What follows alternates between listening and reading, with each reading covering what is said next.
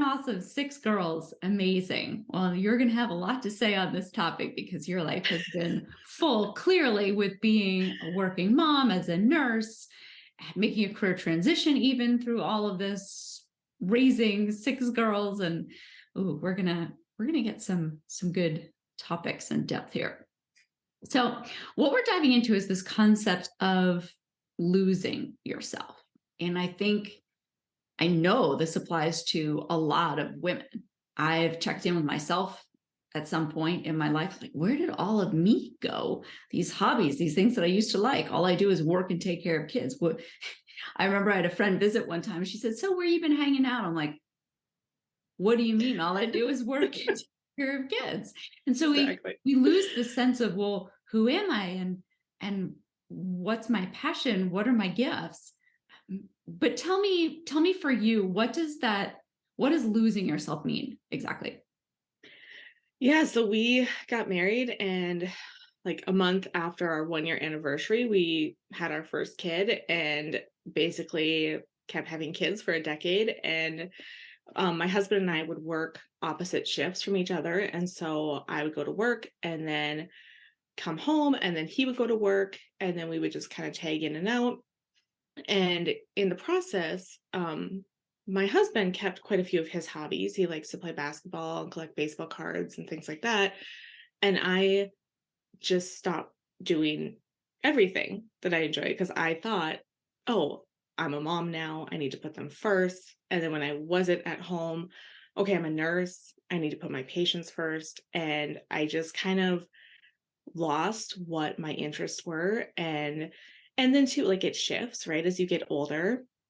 And so for me, part of that was when I did want to do something, I no longer enjoyed or didn't enjoy as much the things that I used to like to do. And so then I was just like, oh, well, this is it. Like, I have nothing. I have nothing. Like, I have the kids and I have work and I should be happy. And then when my husband, like, I also think part of that too was like when my husband was doing his hobbies, I would be resentful, right? Because I would see him having fun and doing these things that he loved. And then he'd be like, well, just go do something. And it's like, oh, but what? Like what do I do? Like, oh my gosh, I don't know. And then I would panic. Like I would just feel panic about it. Gosh, you touched on so many important things there. And it's hard too when we watch other people Mhm. enjoy their lives or have something that they're good at and they're giving time, money, and attention to. And we feel like we just don't know what to do with ourselves, or maybe we don't deserve that. Mhm. But we hesitate and we can get so lost in that. So for you, what was that pain point that kind of bottoming out for you when you realized, I don't know myself and this Mhm. is having some pretty bad effects? Mhm. Yeah, well, I think it started my both my parents died in 2019, and well, my after my dad died, that was kind of the point where I was like, oh my gosh, like is this it? Do we just work our whole lives and then we die? And like, I mean, I've always had my faith, but it was more real. It was right in my face. It was something that was then like when it happens to you personally, like so close to home, you're just like, oh, like, this is going to happen someday. And so then with that, my first step was I wanted to get healthier. I wanted to lose weight and feel better about myself. And so I joined an exercise program or a gym like close by where it was a small group of us that would exercise. And I started out just once a week. And now I've added on days and I do 4 times a week, but I just started out 1 day a week. And I really had to fight myself on it and like kind of quiet those negative thoughts that were like, "Oh, is it going to be worth it? What if you quit? You're going to waste all this money." Like I really had to talk myself into it basically. And my husband was also a little hesitant because it wasn't something that for him it's like, "Oh, go get a hobby. Oh, I'm going to go exercise." Like he would never like that doesn't sound fun to him. And so he was also like, this is really what you want to do? Like, this is going to be enjoyable for you? Like, I don't know, it's a lot of money. And so I basically had to just be like, no, something needs to change. And so that kind of for me was the pivot point. And then a few months later when my mom died, I am glad that I had that already in progress where I had a little bit of an outlet to go to. Mhm. Thank you for sharing that. And I think what you're saying is so important, where sometimes you don't realize that you don't have any self-identifying anchors. You don't have any channels of self-expression, and you realize that most in times of grief, loss, and trial. And when you don't have an anchor and the winds blow, you can easily be carried away with that. You can easily just be buried under the water and be struggling to come back up because you don't have that anchor of who you are. You don't have that source of where your confidence comes from. You don't have a way of not needing validation and making sure other people are okay. Mhm. It can be really difficult. So tell me why is this so hard? I mean, why is this so hard for us to continue to know who we are as us busy working moms and go through life? Why is it so hard? Well, I think one thing is that we we look at the world and we look at the things that like we should enjoy, right? Like, oh, women like to shop and they like wine and they like bubble baths. Like that's kind of the picture that you're paid like. And I mean, for me personally, like I don't like taking a bubble bath because it means I have to move all the kids' toys out. I probably have to scrub the tub because it's been a while since I cleaned the tub. Like, don't judge me. And then you get it, you like it's a lot of work to then be like, "Oh, this is self-care," when, like, it doesn't feel like self-care, it feels like another job that I have to do, and so I think it's hard and then the other part of that is we get good at not feeling our feelings, right? Like, we push ourselves to the side, like, we're so busy being caretakers for our family or working outside the home that we forget that our needs are important too, and especially that self-love, like, is so important, and we just tell ourselves it doesn't matter and like oh I should be fulfilled by doing this and a good mom would do this like for me like oh a good nurse would just be fulfilled by this and so I think it's kind of both of those where Mm, the world tells you this is what you should like and then if you don't like that you're like oh my gosh okay well there's something wrong with me mm, and mhm, then on the flip side of that is like well there's something wrong with me so I better I definitely don't wanna feel my feelings because if there's something wrong, like, oh no, that's scary. mhm. Yeah, so those two are connected. We're Mhm, looking from the outside in to see, mhm, who should I be? What yeah, is a good mom, a successful mom, a happy mom? I've had so many clients tell me I should be happy because mhm, they knew their life looked good on paper. The awesome job, the family and the kids in the nice house, you're taking the vacations, you're, mostly healthy. Okay, but they would have such a hard time accepting that it was okay to feel like something was missing. It was mhm, okay to not be happy like that. And mhm, that's so hard. So we're looking for that external standard and definition. And when we use that, most times we fail because it's not from the inside out. It's not God's unique design for us. It doesn't mhm, come from that internal truth. And that's just so, so important to realize and to begin to shift.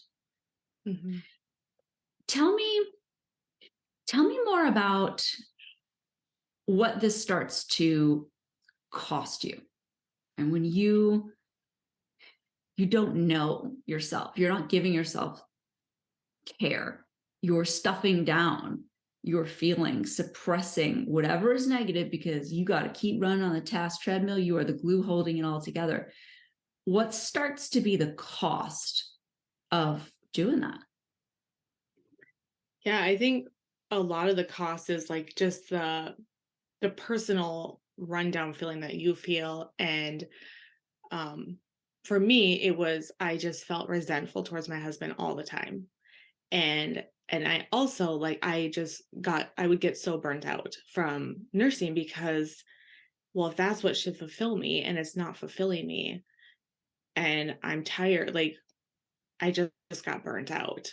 And and then with my kids too, it was just like when you're giving, giving, giving all the time, it's kind of like in the airplane when the airplane's going down, if you don't put your oxygen mask on first, like you can't help your kids. And that's where like I didn't, you hear those things, but then again, it's like, well, what does that mean? Like if I don't like bubble baths and I don't like going out shopping, like I'm tired at the end of the day of working. I don't want to be out in public. Like, what does that mean? And then I would just like yell at my kids, and I was overweight. And I mean, I don't drink, so I didn't go to that, but I know there's a lot of women that go to drinking, and my thing is chocolate, right? I eat a lot of sweets, and my marriage was not great. And I mean, I wasn't as present with him as a mom. I would scroll on social media or do whatever, watch shows just to kind of zone out for a while, just to get a little reprieve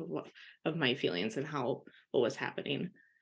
Yeah, you hit on some really important things there. Is life can really become one big giant coping mechanism to try and Mhm. get forth to go through to the next day. And then the Mhm. only thing you're looking forward to is maybe a vacation. There isn't much. It's just life is getting through. And your Yeah. marriage suffers, your health suffers with weight and sleep, blood pressure is another big one that starts to go up. Yeah. And you show up angry. You have these bursts that come out of you that you don't like, but they're there and you don't know how to fix it. You Mhm. just don't have that attention, joy, and energy to give to someone. It's like there's so many plates spinning and none of them are spinning for you. Mhm. Exactly. Yeah. So what's the better way? How do you start to shift this? Well, for me, it was really seeing, like, we look at our feelings and we're like, oh, I don't want to feel that. But really, our feelings can give us an insight and kind of a starting point of, okay, why was I so angry all the time? Why was I resentful? And then I had to do a lot of kind of self reflection and learning how to talk nicely to myself in my head. Like, learning how to say nice things to myself. Like I didn't always have to find, like I could do 100 things in a day, and if I had put down to do 120, I would just like in my mind just go after myself for not doing those 20 things. And so I really think that it's recognizing those feelings and allowing them, and then starting to recognize what things do you enjoy. And like I said earlier, like that kind of shifts as we have kids or as we get older, and the things that we maybe used to like to do are not as fun anymore. Like I like to do crafts, but that's kind of shifted over the years because I like to sew, but I right now my sewing is basically mending things that are broken or need to be patched up. And so that's not really then self-care for myself. That's just another job and another to-do list. And so being like, okay, what kind of crafts do I like? Well, I like to knit because it's easy. I can do quick, simple projects and I feel accomplished. And so that's one thing that I've started to try to make more time for, knitting versus sewing. And I still do the sewing, but it's more of like a to-do list and a chore versus, oh, you got to sew, you should be happy now. Like, well, no, I don't really enjoy it the way I used to.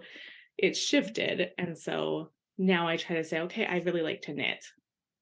And so Mhm. I try to make time for that more. Good. So you've got the first two pieces of this. You've got understanding your feelings, what's actually coming up for you. And I think it's okay. Like a lot of us struggle to allow ourselves to be angry and frustrated. Because we think, Mhm. oh, well, we can't, that's improper, or that's wrong of me to be angry. I have so many blessings. How could I be upset with myself or my life? But the more you suppress that and hold that in, the more it hurts you. So that's Yeah. step one. Even if it's like, well, I don't even know what to do or say, but I'm just going to pick up the paper and pen, my journal, and I'm just going to write because God can Mhm. handle whatever you want to say to it. Mhm. So write that on out, process, and start to get in touch with what feelings are there. And I use this with clients, and you guys can, listeners, you can Google it. It's just a feelings wheel. And what it does is it helps you pinpoint what that emotion is, because the ones we come up with are things like sad. Okay, Mhm. that's a starting point. But what does that actually mean? Because when you drill down underneath that, it could mean abandonment, it could mean grief, it could mean some type of fear. Like there are emotions that are specific underneath that. And it's so helpful when you can look at that little wheel and, oh, that's it. Because if you know what that is, then it opens a door for you to start processing that. Mhm. So feelings, that's the first step. And then that second piece there is, yeah, what did you start with what you used to like? I used to do a lot of things in the age of freedom, we shall call it, right? I used to dance West Coast swing. I would do salsa lessons. I would swim. I took a painting class at a local art university. I mean, I would test stuff out and do things. I knew the things that I was interested in and wanted to learn about. And then you go into this numbing period and you're like, oh, that's just a total blank for the last 10, 15 years.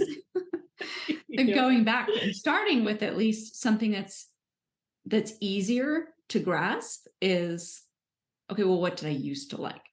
Yep. Okay, cool. What else? What do we do from there? What do we want to add for maybe steps 3 and 4? Yeah, I think kind of adding on to like what did you used to like? And then like it doesn't always have to be a big thing, right? Like you don't always have to go find a class to do or, learn a new skill. It can just be like, I mean, I with my health coach, she always says, what do I want or what do I feel and what do I need? Right. So it might be just like I need some water right now. Like that's what I need. I'm getting worked up, like I just need some water, or putting on your fuzzy slippers, and just being like, this is how I'm gonna show up for myself. Like I can't I can't stop what I'm doing right now and go knit, right? Like the kids have homework and all these things. But I can put on my fuzzy socks and just start to show up for yourself. And then with starting to show up for yourself, then more of those intentional thoughts start coming, right? Like I've been practicing one like you are safe, or another one like I am learning to be safe.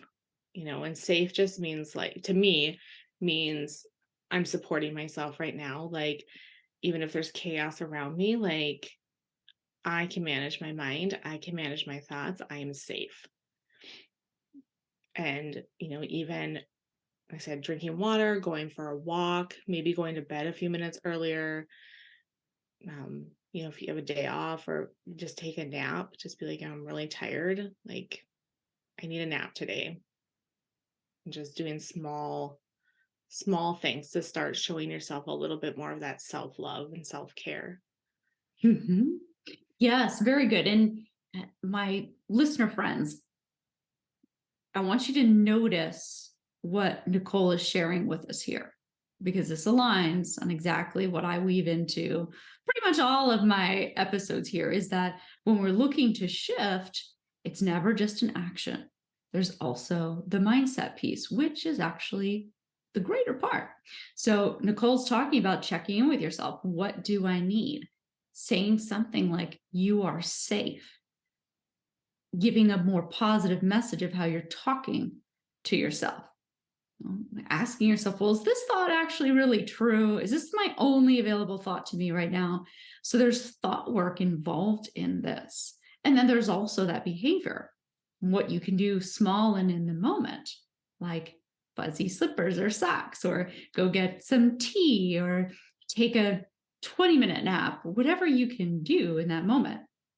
And I'll mention the other piece that I find my clients get hung up on is on their, because the brain works in a binary. It's either all or nothing. It's one end of the scale or the other end, and it doesn't like to see any of the gray in the middle and the flexibility to slide up and down the scale. So with that, the brain says, okay, well, if I can't do something big and I can't do it perfectly well, then I'm not going to do it at all. I just can't do it. That's what the brain has this thinking, right? And that's like exercise is often a deterrent. Well, if I can't exercise for 45 minutes or an hour and have all my time to do that, well, then I just not going to do it. I can't do it when there's so much space in between. And so the takeaway is do the small things. I like to call it threading. Do the small things that are available to you to thread through the day. Like a cup of tea is a thread. Passing out 10 minutes on your bed is a thread. Yep. Putting on a quick meditation for 5 minutes is a thread. Those things are fully available and they do have impact. Mhm. Yep. Cool. Good. What else have you found has been just super, super helpful?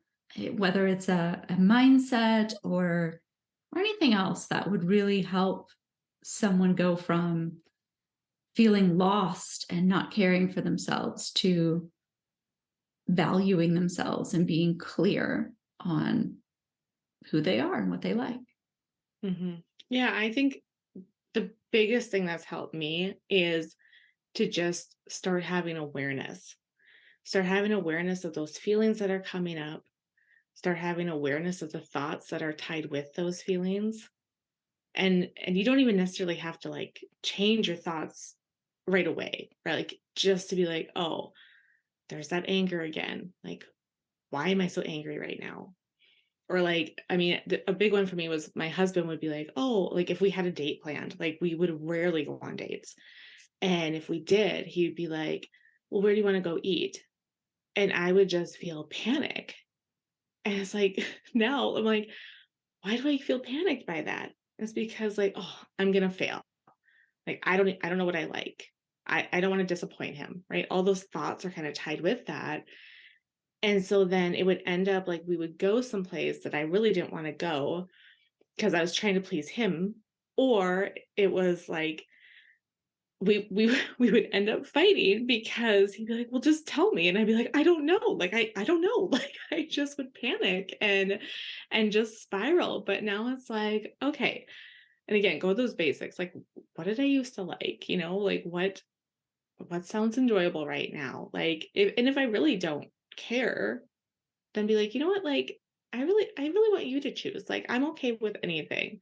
But what happened is like I would panic, I wouldn't want to choose, and then he'd say something and I'd be like, no, that doesn't sound good. Right? Like, no, just kidding. Like I really don't want that. Like pick something else. And so then we would just kind of like, and then we would end up our date be like just spiraling and then be frustrated. And so I think again, a lot of it was just not even being aware of why that was coming up for me and why I was feeling panic and what thoughts were tied to that.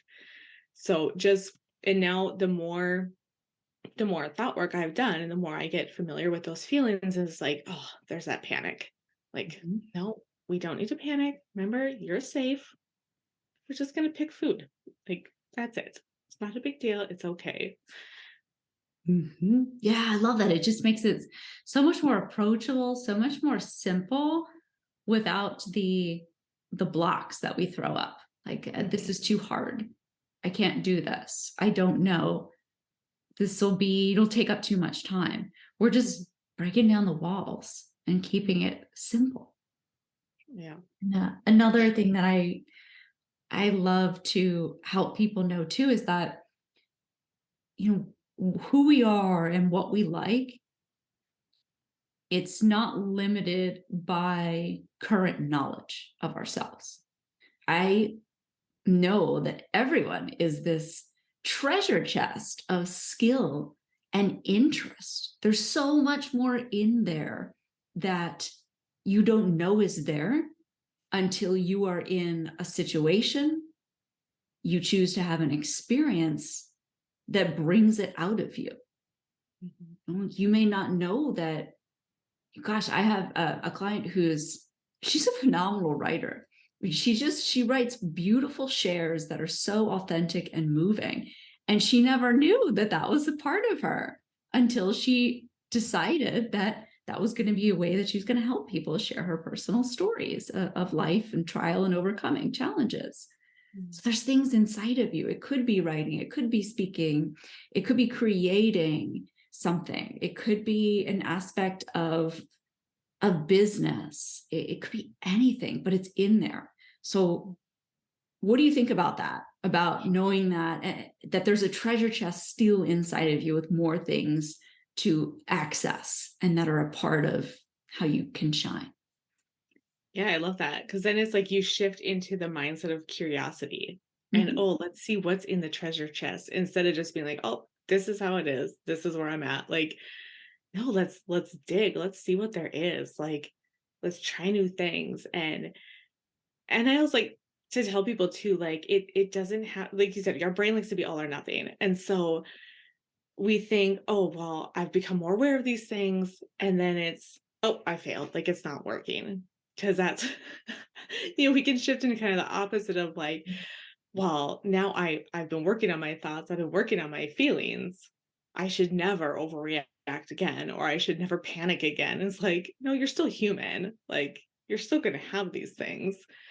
But I think like that where it's like, how can you recognize it sooner? And then like that shift back into that curiosity of like, oh yeah, like this I don't have to panic. Like, what else is in the treasure chest? Like maybe I should try this. Maybe I would like this. I've never tried that. Like, let's just try it. What's the worst that can happen? I don't do it again. Like, Mhm, not a big yeah. deal. Yeah, exactly. Because God didn't make you plain, vanilla, one-dimensional. God creates beautiful things. The whole earth is filled with them. And humans are enriched with that too. It's inside of us in so many ways and so many different things. And we just don't take enough stock in what we already have and in looking for what else could be there. And it's important. When you think about not just the self-care and the skills that unleashes, there's so much more you can do for your family, for your community, things in the world. You just it's kind of show up. We're all made for this fulfillment, and it's such a journey to discover fulfillment to the extent possible this side of heaven, right? Um, but it's you're on that journey and it feels good, even if it's not a destination, just knowing that it's the journey and there is more step by step. Does that make sense? Yeah, yeah. Yes, for sure. It's a journey and learning. And I do think one tool too that helps people is doing a spiritual gift assessment Mm-hmm. because a lot of times, I mean, I know around here, like it's small areas and you get asked to do things. And then if you think, oh, I'm stepping up and doing this, I'm helping, but really it's just a draining Mm-hmm. thing because it's not really a gift that God has given you. Yes. Like it's almost like when you do the gift assessment, it's like it almost gives you that freedom and you don't feel burdened then saying no. It's like, no, I don't really shine in that area, but I do shine in this area. Like, this is what I can do. This is what I enjoy. So I also think those things are helpful too yeah, in going along the journey and figuring out, you know, kind of a new purpose as you get older or have kids or go from working to maybe not working and just shifting to realizing what did God give you Mm-hmm. specifically that will help you in this journey and then help others as well. Mm-hmm. Yes. And that's unique for you at each stage of your journey. Mhm. And it can be challenging. I've worked with people who just answer, I don't know. What do Right. you like? And what are your skills? And I don't know. And that's why I created all of these tools to actually bring it out of them. I'm like, no, there's like literally we build this blueprint and there's over 100 lines of criteria of your personality, interests, values, skills, and preferences for expressing your purpose in the world. And we're actually going to define all of that. Because when they start and they do like a little brain dump and they just put it in, there's like 8 lines. I'm like, okay, good start. Now let's keep peeling back onion and let's see this beautiful picture of you because it's there. And Mhm. listeners, by the way, too, if you want help with that self discovery process, that is exactly what we do, easy, step by step, completely in the Right Ordered Life program. So I want you to know that that is available for you. All right. So to wrap up, Nichole, for today, I want to ask you a thought provoking question to inspire our listeners to go deeper on their own journey. And that question is, what was the most powerful internal shift you've ever made that had massive impact on your life, but you needed help to make it? Mhm. I would say for me, it was realizing that not everything I think is truth. Hmm. Like, I just went through life thinking like, okay, if I thought it, it must be true, right? Like, my husband doesn't love me, my kids, like whatever it was, like it must be true because I thought it. But and that's where then when I discovered mindset work, right? And like coaching, I was just like, I mean, it just so my marriage got better. I'm a better mom. It really I'm obviously and things are still a work in progress all the time, right? Because we're still human. But I do find that it's easier to also pray. Like I've been able to talk to God more. Like I've been able to rely on him more instead of on myself. Because if everything I'm thinking is not true, like where does truth come from? Right. And like if God is truth, then like I'll just ask him. Like I'll just talk with him. And just be like, okay, let me like just lay it all out, right? Because I mean he already knows. He already knows what we're thinking and our thoughts are, what's holding us back. And also I've tried to just imagine God just like as a loving father more, just lovingly looking at me and this beautiful creation that he made. And he's almost like, we look at our kids and like when they try and they fall and like, oh, like I just, like just him loving us and just so immensely and just in all of our failures and just being like, oh Nichole, like I've just been waiting for you. Just been waiting for you to come to me. And like, I'm so glad you're here right now. Like trying to see God as that instead of the scary big guy in the sky, right? That's just judging me and condemning me. And so with being aware of my thoughts more, it's really drawn me closer to God and had more of a relationship. And then it just flows out from there, right? My marriage, being a mom, my business, just everything. I love how you connect those two things of mindset and faith because it is both. We have the faith and that's number one, and we have this spiritual dimension, but we're also here in body, and we have the natural realm too that needs to be tended to. So when you just even today, if you could choose to realize, everything that I think is not necessarily true, it is probably not, a lot of it's not reality. That's huge. And then it redirects you back to, okay, well, what is source? Where is my help? Oh, okay. Well, actually, I do have I got four gospels on truth here directly from Jesus. It directs you back to, well, what is that truth? And what are Mhm. those other thoughts that are available for me? And yeah, I love that you connect those because they go hand in hand. You can't, it's not just one or the other, but they do go together. Right. Yeah. Awesome. Thank you so much, Nichole, for sharing your experience and your guidance with us today. And you've got a free tool. It's called the Self Love Exercise, and you're sharing that with our listeners. Do you want to tell us about it? Yeah, it's just kind of a worksheet that you can, type on or print off. And I like to write on hard copy paper and just to get all out there and just start with little steps on feeling your feelings and then trying to start with things that you enjoy and things that you like and things that you like about yourself too. Yes. Oh, I love that. Just a simple tool. You don't even have to start thinking on your own. Just grab the structure and go from there. Keep it simple. I love it. Thank you for offering that for us. And For our listeners, if you'd like to connect with Nichole, she's active on Facebook and Instagram, and I will include her links to all the good stuff in the show notes. Thank you again, Nichole, for being with us today. All right. Thank you so much.